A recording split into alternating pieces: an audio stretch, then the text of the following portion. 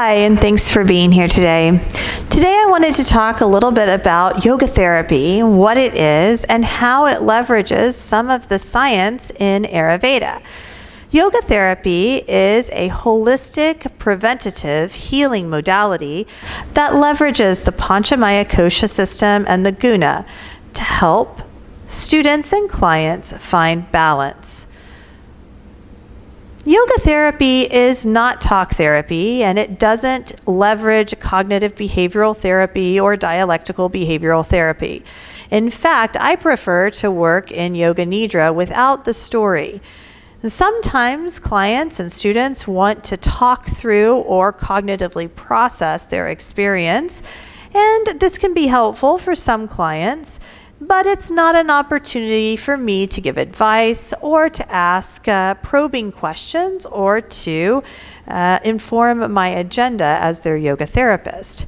In fact, it's actually an opportunity for me to listen actively, to make them feel seen and heard and connected to, and to normalize any misperceptions they have about being lacking, flawed, incomplete, less than, or disconnected. Yoga therapy does leverage Ayurveda a little bit, but not very much.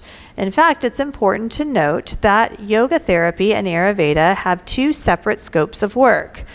As a yoga therapist, I can educate my clients and students about Ayurveda and point them in the direction of resources to learn more, but I can't diagnose or prescribe herbs or even tell them what to eat.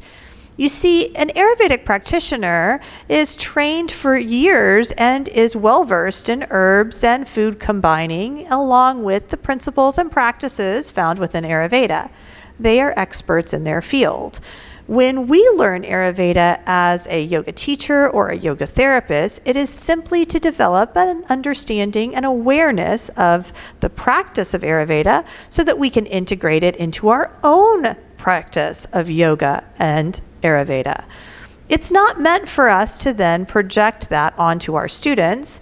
In fact, we use it more as a teaching tool and less of an opportunity to diagnose or prescribe.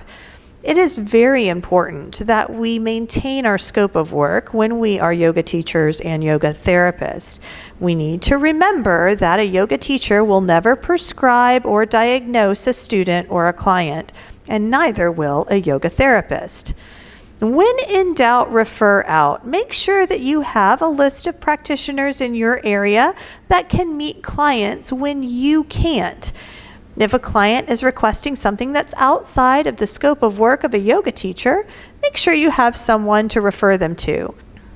And you may even suggest a collaborative opportunity where you and the complementary practitioner work in conjunction to provide the client with the most supportive care and direction.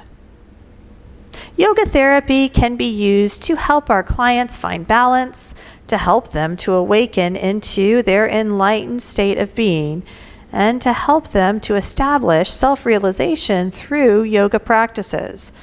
Yoga therapy can also be used to limit attachments and to develop a deeper practice and understanding of yoga, our samskaras, and our lived and perceived experience. I hope this lecture has been helpful, and I hope that it's illustrated that Ayurveda can be a component of yoga therapy, but it certainly is not the underlying current of the practice. Ayurveda is a whole system and science in and of itself. And to be an expert in the field, you must go through significant training, and you must understand the different nuances in the Ayurvedic system. It's such a large, broad system that it requires a lot of education. And I know there is a tendency for yoga teachers and yoga therapists to want to incorporate Ayurveda into their practice with clients and students. And although this can be helpful and beneficial, I do encourage you to always refer back to educational sources to teach students where to look for reliable information so that they can explore Ayurveda on their own. And when they need a professional in the field, refer them to someone who is capable and trained as an Ayurvedic practitioner.